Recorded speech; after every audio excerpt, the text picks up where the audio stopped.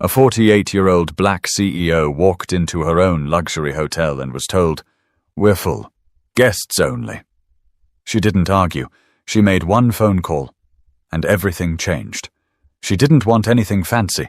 No welcome party, no red carpet.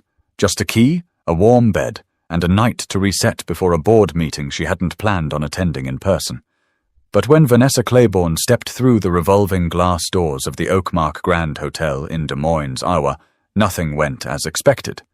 She walked in with the kind of quiet confidence that didn't need attention.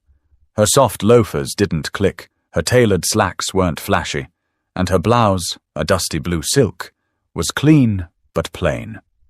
A canvas duffel hung off her shoulder. No assistant, no entourage. She looked like any guest. Or maybe someone trying to be one. Behind the front desk, a young receptionist was chewing on the end of her pen, her acrylic nails tapping against the keyboard. She glanced up and offered a routine smile, the kind reserved for people you're about to turn away. "Checking in?" Vanessa smiled, polite as ever. "Yes, under Claiborne. Vanessa." The girl's fingers moved across the keys, then stopped. She blinked, lips tightening. I don't see any reservation under that name. That's all right. There's a suite always held open for me." We're actually at full capacity tonight." The girl's tone shifted slightly. "You'd need to have a confirmed booking to stay here, for guests only." Vanessa's smile didn't drop, but the weight in the room shifted. She looked past the girl to the gold plaque behind her. Oakmark Grand, a Claiborne property. Her name wasn't just on a reservation. It was on the building. "I am a guest," she said quietly. "And more than that, I own this hotel." The girl blinked again. For a second, she looked stunned, like Vanessa had just told her she was the Queen of England. Then her lips curled into a skeptical smirk. "You own the Oakmark?" Vanessa nodded, calm. The girl leaned toward the desk phone. "I'm going to have to call the manager." "Go ahead." Across the lobby, a couple in golf polos looked over. A man sitting near the fireplace tilted his head. Vanessa could feel it. The shift. That familiar weight. The look of someone must be lying, and we think we know who it is. Moments later, a thin man with a crooked tie and a clipboard appeared from a side door. His badge read, "Assistant Manager, Neil Dorrance." He took one look at Vanessa and immediately started speaking with forced cheer. "Good evening. Is there a problem with your reservation?" "She claims to own the hotel," the receptionist said, a little too loudly. Neil hesitated. Vanessa kept her eyes on him. "I don't claim." "I do. My name is Vanessa Claiborne. You'll find it on every quarterly report and every executive board memo. I'm here for one night. You should have a suite held under the owner block." Neil adjusted his glasses. "Right. Just give me one moment, please." He turned toward the back, muttering something into his walkie. Vanessa stood still. She didn't fidget, didn't raise her voice. But the air was getting thicker. That's when security appeared. Not aggressively, not hands-on, but enough to make a point. One stood near the elevators, the other beside the coffee bar. Just in case. Vanessa's gaze didn't move. She didn't flinch, but inside, she felt it. That quiet fire rising in her chest, not just because they didn't recognize her, but because they thought she didn't belong again. She could have pulled out her ID. She could have shown emails, ownership papers, photos from the ribbon cutting 6 years ago.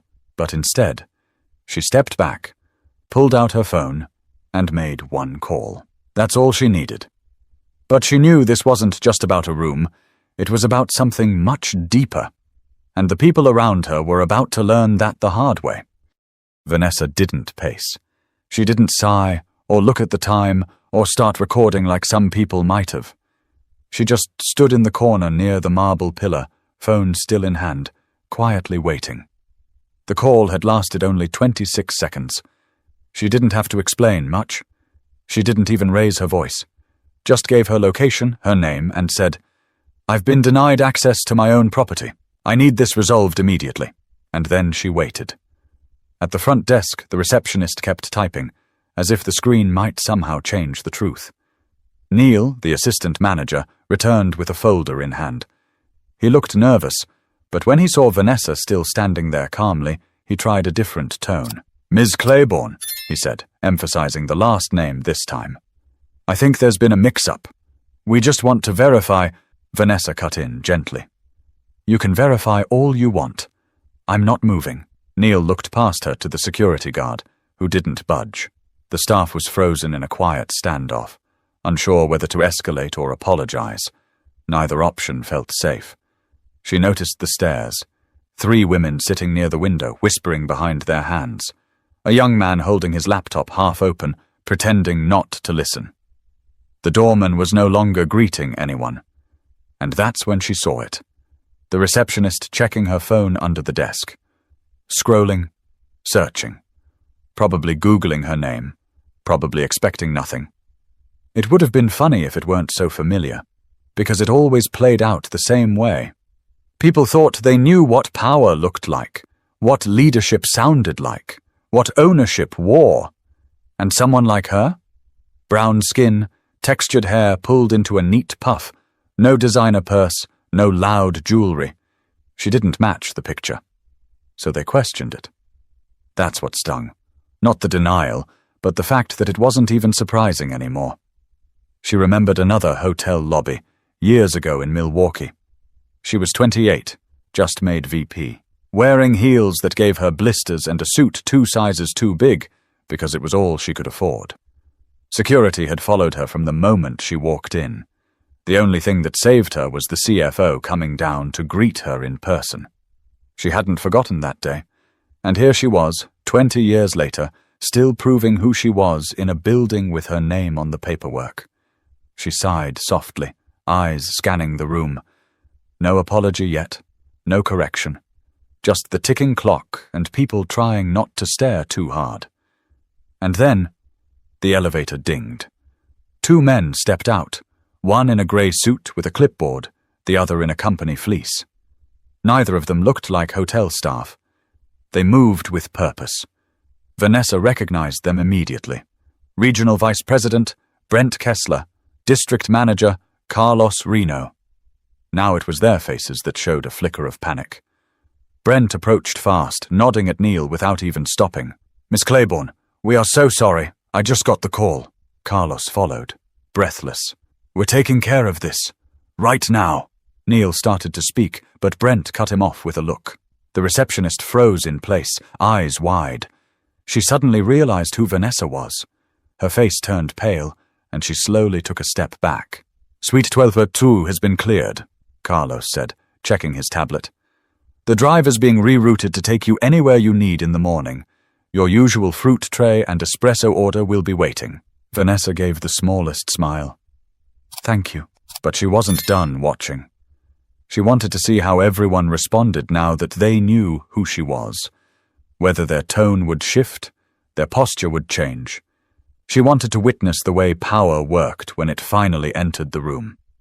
Because it's one thing to be disrespected when people don't know your name, but it's something else entirely when they do, and choose to do it anyway. Carlos pulled Neil aside, his voice low but sharp. Brent was already on the phone, speaking in clipped phrases about HR protocol and service misconduct. The tension that had once been aimed at Vanessa was now redirecting itself inward, ricocheting through the staff like a pinball of panic. Vanessa didn't gloat. She didn't fold her arms or raise her chin in victory. She simply walked back to the front desk, slow, quiet steps, and placed her phone on the counter. "I'll take the 12th floor suite," she said, her voice even. "Same setup. Please send someone up to confirm it's clean." The receptionist opened her mouth, but couldn't find the words. Vanessa didn't wait for her to try. She turned to Brent. "Have I been checked in?" "Just finished," Brent replied, flipping his clipboard. "You'll have 2 keycards and an incident report by the time you're in the elevator." "Good. And the rest?" He nodded. "We've issued a site-wide notification. Corporate audit team is on standby. All current staff will be required to go through recertification on guest protocol. And disciplinary actions will begin tonight." Vanessa glanced over at the receptionist, who was now nervously biting the inside of her cheek. Her acrylic nails tapped against the desk, but the rhythm had changed. No longer careless, now anxious. "You'll speak to her," Vanessa said plainly. Brent cleared his throat. "Yes, ma'am." Privately, with HR present. Carlos looked ready to say more, but Vanessa raised one hand. "I'll speak to her too. Not now. After I've rested." She took the keycards, nodded once, and walked toward the elevator. Heads turned. Some guests whispered. Others watched in silence. But no one spoke to her directly. The elevator doors opened. As they closed behind her, Vanessa could still see Neil standing stiff near the front desk, visibly sweating. On the 12th floor, her suite smelled faintly of lemon and eucalyptus. The fruit tray was there, espresso pods neatly stacked beside the machine. A handwritten card with her initials waited on the table, though it had clearly been rushed. She walked through the room slowly, almost like she was inspecting it, not just for cleanliness, but for attitude, for intention, for proof that somewhere someone still cared about the experience she once built with her bare hands.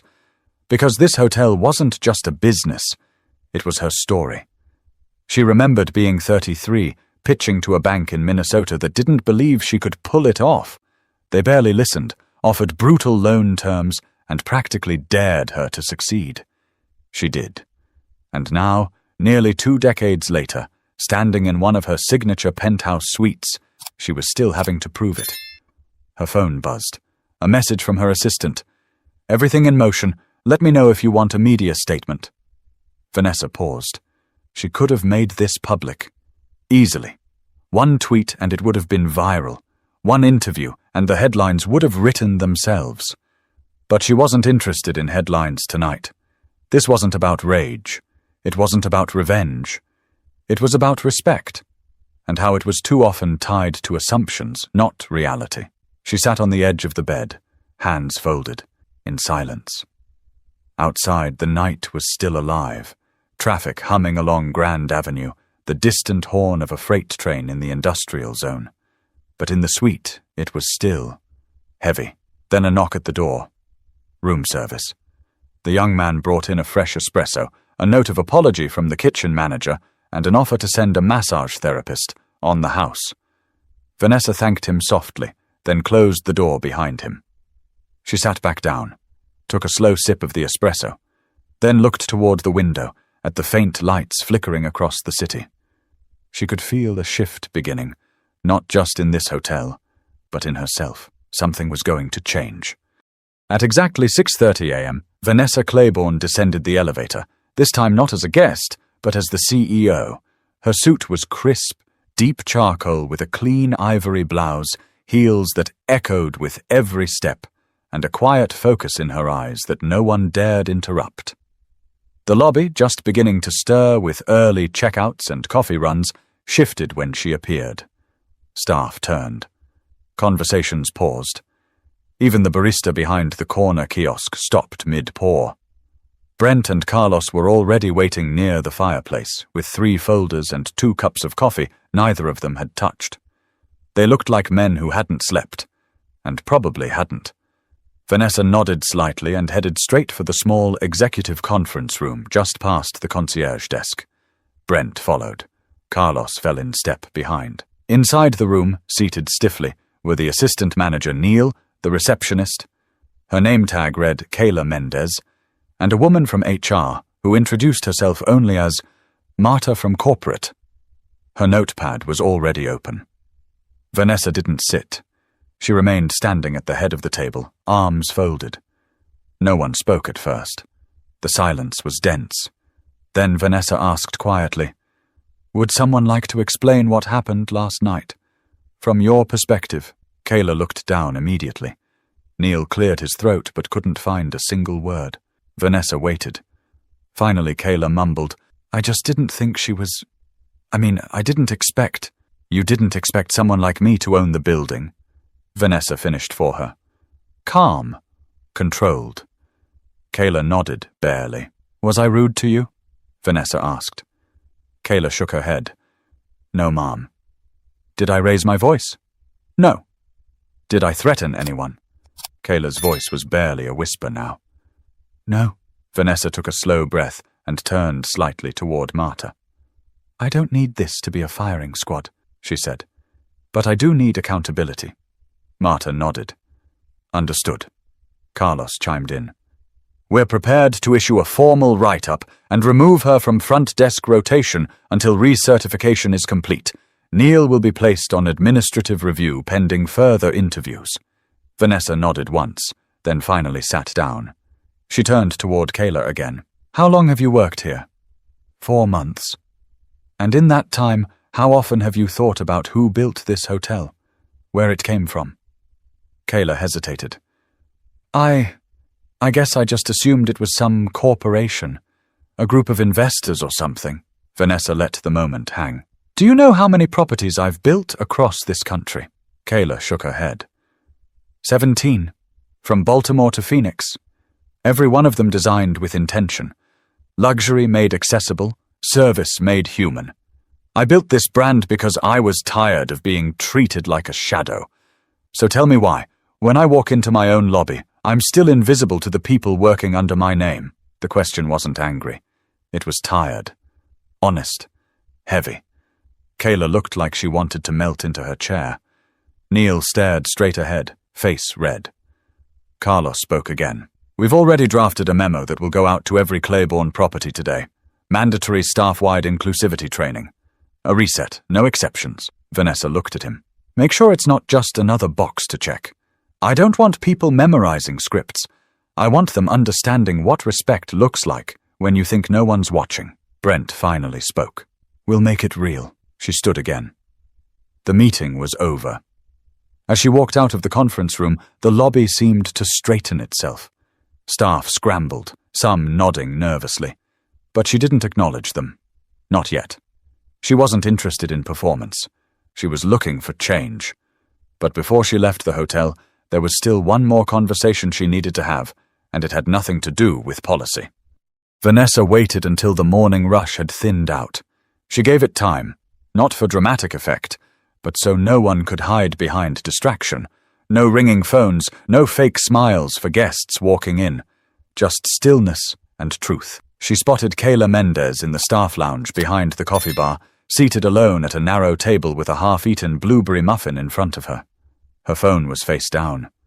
She looked like she hadn't slept either. Vanessa didn't send someone to call her. She walked in herself. Kayla sat up fast, nearly knocking over her drink. Relax, Vanessa said, pulling out the chair across from her. I just want to talk. Kayla swallowed hard. Yes, Mom. Drop the mom. Vanessa replied gently. This isn't a hearing. Kayla nodded, eyes down. They sat for a moment in silence, the hum of the fridge and the low buzz of overhead lights filling the space between them. Then Vanessa spoke. Have you ever worked in a place where you felt small? Kayla blinked, looked up. Yeah, most of the time. Tell me. Kayla hesitated, but then shrugged. I worked at a diner out by I-80 for a year. Wore a paper hat, got yelled at by cooks every shift. Some customers never tipped. Some called me kid, even though I was 27. I felt invisible most days. Vanessa leaned back. So you know what it feels like to be ignored? Kayla nodded. Yes. Then help me understand, Vanessa said, her tone never rising. How you looked me in the eye last night and decided I didn't belong here. The silence that followed wasn't empty. It was full of guilt, of realization, of something finally settling into place. Kayla's voice was rough. I don't know. I didn't mean to. When you walked in, I thought you were maybe lost or waiting on someone else. You didn't look like... She stopped herself. Didn't look like what? Kayla shook her head. Like the kind of person who owns hotels. Vanessa didn't flinch. And what does that kind of person look like? Kayla didn't answer. That's the real problem, Vanessa said. People have a picture in their head. Clean-cut, probably male, probably older, definitely not me. That picture doesn't just live in your head. It affects decisions. It shapes behavior. I'm sorry, Kayla said quietly. Really? I know that's not enough, but I am. Vanessa nodded slowly. It's a start. But I'm not here for an apology. I came here because I wanted you to see me. Not just as your boss, not as a cautionary tale. As a person. Kayla looked confused. I was you once, Vanessa continued. I started as a receptionist. Got mistaken for a janitor more times than I can count. Had people call me sweetheart and honey, like I wasn't the one keeping the place running. Every time I had to decide whether to fight or let it go. And when I finally got into the boardroom, I told myself I'd build places where people like you could grow. Kayla's eyes were wide now. You really started as a receptionist? Vanessa smiled. In St. Paul, my first boss told me I talked too educated to be on phones and moved me to night audit. That was the beginning. Kayla almost laughed. That's unreal. It shouldn't be, Vanessa said. It should be normal. She stood up. I don't need you to be perfect, but I do need you to be aware. Every guest who walks through that door, old, young, dressed up or not, deserves dignity. Start there, and you'll never have to recover from moments like last night again. Kayla stood too. Thank you for talking to me. I mean that. Vanessa nodded once and left her standing there. But as she walked back through the lounge door, something in her felt lighter, because the message had finally landed where it needed to. By mid-morning, the rhythm of the Oakmark Grand had returned, at least on the surface. Guests wheeled their bags across polished tile. Coffee cups clinked gently at the bar. A small family asked about nearby zoos. The world moved on, like it always does. But inside the management office, it was different. Brent stood by the window, watching the valet rotate cars in front of the main doors. Carlos typed quietly at his laptop, drafting the official internal memo. Marta, the HR lead, reviewed new onboarding modules with a stony focus. And in the center of it all, Vanessa read through a fresh stack of evaluations. Personnel files flagged for review. She wasn't angry. She was exact. I'm not here to punish, she said aloud, scanning one report. I'm here to prevent repetition. Carlos looked up. We're adjusting our interview process for front desk hires, not just for skill, also for empathy. Pattern testing. Bias evaluation. Good, Vanessa replied. She tapped her pen once on the desk. And put me on the rotation. Starting next quarter, I'll show up at random properties, quietly, like I did here. Brent raised an eyebrow. You want to be, what? A secret guest? Not secret, she said, just anonymous, until I'm not. Carlos grinned slightly. That's going to make a lot of people nervous. Good, she said. Let them sit in it. The real version of this job doesn't come with warnings. She stood, slipping the papers into a folder. Have the new training go live by next Friday. Include story modules. I want staff reading actual experiences from guests, not fake scripts. I want real words. Human ones. Brent nodded. Consider it done. Vanessa left the office, walking back into the lobby. She stopped near the reception desk where a new agent had taken over. He smiled immediately, respectfully, like someone who understood she wasn't just another suit walking by. She returned the nod, then looked around. Everything seemed still on the outside, but she could feel it, small cracks forming in old habits. And that's how real change begins. Not with a press release, not with a public apology, with quiet corrections repeated until they stick. She made her way to the elevator, headed back upstairs to grab her things. Her flight wasn't until late afternoon. There was time. When the doors opened on the 12th floor, she stepped out, heels soft against the carpet.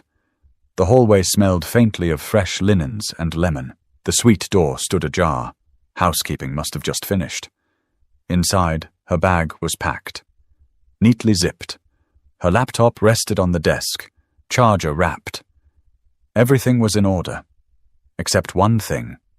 A note. Folded, sitting on the nightstand. She opened it. Miss Claiborne, thank you for your grace. I'll be better. Kayla. It wasn't fancy. No envelope, just lined notepad paper and careful handwriting, but it meant more than a pre-written company apology ever could. Vanessa folded it once and slipped it into her purse. Downstairs, a car was waiting. As she exited through the lobby, The same doorman from the night before opened the door with purpose. "Safe travels, Miss Claiborne," he said warmly. "We hope to see you again soon." She smiled. "You will." As the car pulled away from the curb, she didn't look back. She didn't need to, because she'd left something behind, something heavier than luggage. She'd left the weight of being misjudged, the quiet ache of having to explain her worth. And what replaced it was better. Understanding. Discomfort. Growth.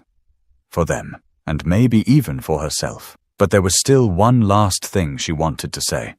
Just not to the hotel. Or the staff. This message was meant for anyone who'd ever had to stand in a room and prove they belonged.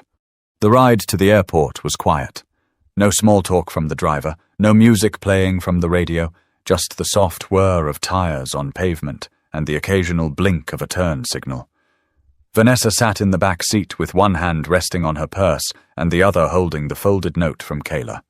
She hadn't read it again, but it was there, like a reminder, like a small piece of proof that the previous night hadn't been for nothing. She stared out the window at the rows of brick buildings, the corner gas stations, the faded signs for mechanics and bakeries. This wasn't where she'd planned to be this week. And yet, maybe she'd been meant to be here all along. Not for the board meeting, not for the business, but for the conversation. Because the truth is, this kind of thing didn't shock her anymore. She wasn't angry that it happened. She was tired that it kept happening. Tired of how often worth gets measured by assumptions. Tired of how fast people sort you into categories without asking a single question. Tired of being made to explain things she should never have to say aloud. Yes, this is mine. Yes, I built it. Yes, I deserve to be here. And yet, she wasn't bitter. That's the part people don't understand. Vanessa didn't carry bitterness. She carried memory. And memory could be powerful, if you used it right. As the airport signs came into view, she thought about her younger self again. That girl working night shifts in cheap flats and stiff uniforms. No makeup, no recognition. Just drive. Just the belief that someday she'd build something no one could take from her. She had done that. But buildings weren't enough, because even with 17 properties and a team of executives reporting to her, people still looked at her and saw something else, something less. So what do you do when the world refuses to see you? You make sure you see yourself, clearly, without apology. And then you walk in anyway. You hold your ground. You speak plainly. You don't beg for permission. You act like the door was always yours. Vanessa stepped out of the car, grabbed her bag, and nodded at the driver. No more words needed. Inside the terminal, people hurried around her with their coffee cups and roller bags. Tea announcements echoed through the ceiling speakers. She moved quietly, almost invisible again in the rush of strangers. But in her chest, something settled.